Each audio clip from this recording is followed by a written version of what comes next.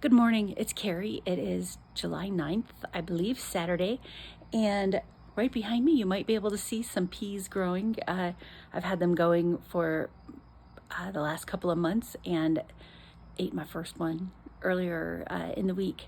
So yeah, food. Wow. Let me show you some flowers though. All right, here we go. I am now hand picking and hand crushing some aphids off of this, mainly this pink bubblegum Supertunia. This is the one that has been kind of the first to get infested of the various Supertunias that I have up here. So far, under control. I'm spraying some soap on them. That did an immediate assistance, and then now I'm just obsessively looking over them every night to try to find any new ones just hiding, and then crushing them and kind of doing little spot treatments on them of some soap. So yeah, that is that is disappointing to be seeing, but so far I found a few on the Supertunias here that are the trailing silverberries. Have not, knock on wood, found any on salvias. Have not found any on these little morning glories, and mostly just have fungus gnats in this potting soil medium, since it's heavy on compost as well. It's like a mix of raised, potting soil and compost, which I don't think I'm going to do that again. What I've also noticed is that as great as the salvia is, and it does draw the pollinators, I've seen hummingbirds on it and I've seen bees on it, but it drops these little, it drops its little petals quite a bit. All right, here we go. Here's the morning glory. Not what I expected. I didn't really know what to expect, but I didn't know that's what the flowers look like, at least for one of the kinds that I have. But yeah, it's really starting to trail. These little guys here, these vines definitely do try to hook into things. They are very kind of sticky with that. But yeah, look at that, and how well is it going with those Supertunias? Really neat. You can see I was doing some little bit of weeding and pruning in the garden, but let's talk about some of these flowers that have been seeded.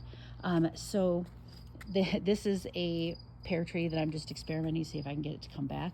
But look at this here on the ground. This, I transplanted that. I was not so happy. But here we go. Here's some flowers. I think some zinnias, a little viola.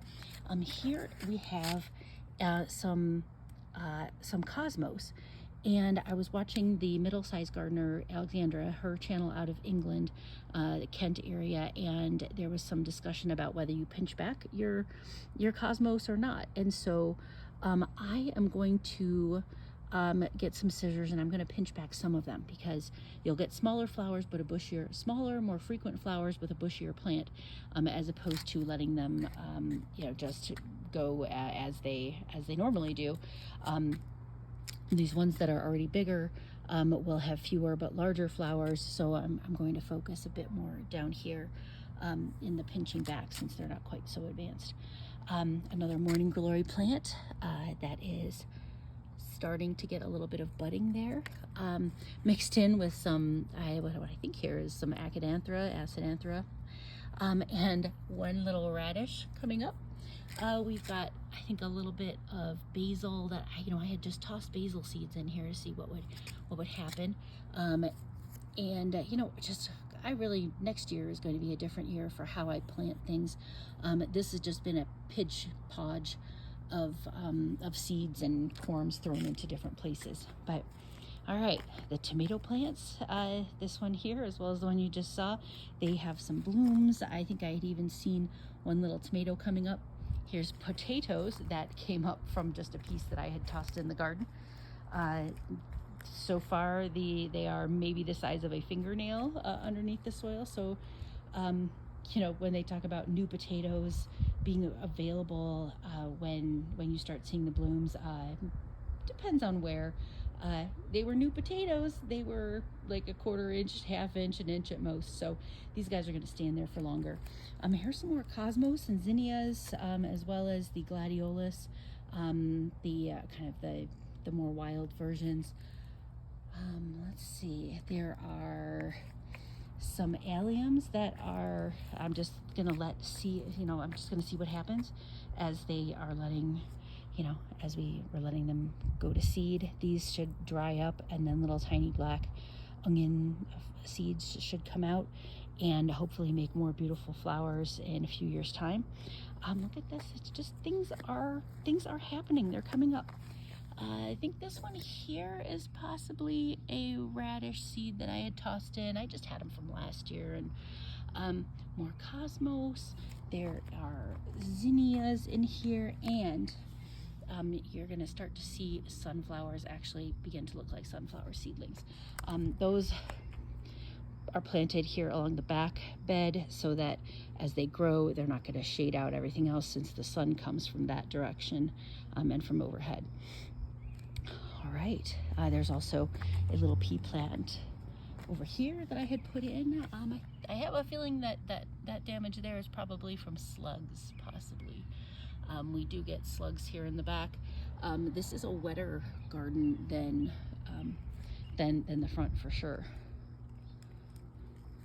And even some of the tulips and the daffodils are still pulling energy into their bulbs. The hyacinths are pretty much done doing that. You can see I think this is the last leaf left of that. And I can tell because it ends up getting this little mottled bit there, and that it's not like, anything that wipes off or anything like that. It's just part of the aging process, as far as I can tell, with the hyacinths. All right. Here's the last of some other tulips that are just gathering their energy before going to bed. A little lilac bush. I do not really know a lot about pruning lilacs, but this had bloomed about a month ago. There are a couple of seeds that it ended up setting here, or well, we'll see what happens with those. I cut off a few of them, but my understanding is that you really want to prune a lilac right after it blooms and not wait. All right, so here are some more of these roses. The suggestion that I just heard from Alexandra on the Middle-Sized Gardener was to put some salvia, which is what you see back there, really next to your roses, between your roses, and that could help avoid black spot later in the season, and fungal diseases. So I'm going to give that a whirl.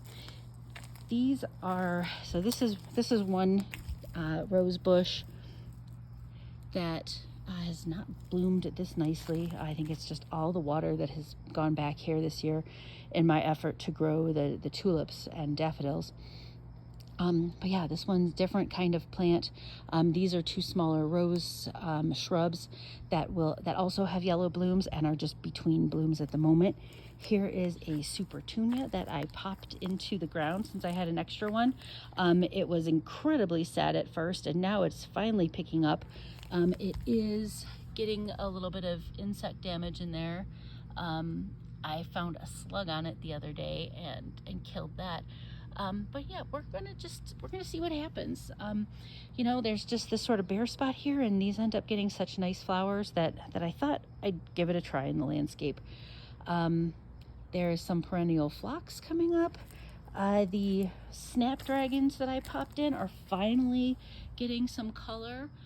The yellow snapdragons here overwintered for me. The coleus, pretty sad. Look at that. This one is going to be a lily that I had just popped in the ground here. It might end up being a Casablanca and be white. I don't know for sure, but I hope so. That'll be interesting to see. These here are yellowed out. I think this is, sometimes I get yellow because I overwater. Sometimes they're yellow because I'm underwatering. And here I think I'm going to try adding some water. But yeah, look at these, just little snapdragons. The snapdragons for me will stay all summer long, just because back here it stays so shaded. All right, here's a hydrangea that is coming up better than for years. A little tiny lantana, some leftover daffodil foliage. I mean, this is July with daffodil foliage, which shows you how late these guys were coming up, just because this is a shadier area. A rose that's been here for a few years, but is happier than ever. There's the dappled willow. I had a couple of little gladiolus come up from last year as well. There's one, that one is maybe 10 inches tall right now. Yeah, look at this. The junipers are very unhappy. They've never liked it back here, but these are its last stop before the trash cans. So I thought I'd see if anything would happen with them. Black lace elderberry, the snapdragons from last year, some gladiolus from last year, and the hydrangea from a few years ago. You know, again, this is not the right area for them, clearly. Like, this is just too shady for them, I think, but we're gonna see what happens. All right, look at this. These are some lilies that I had tossed in the ground as well. And wow, I like the color so much better than the bright oranges that are in the front yard. You know, again, I was not expecting anything of these. I think these were just tossed from a pot last year. There are a couple of gladiolus here. As I said, these acadanthras, you know, such a strange situation for me, where like every single one of them just has developed a bend and, you know, and flopped over.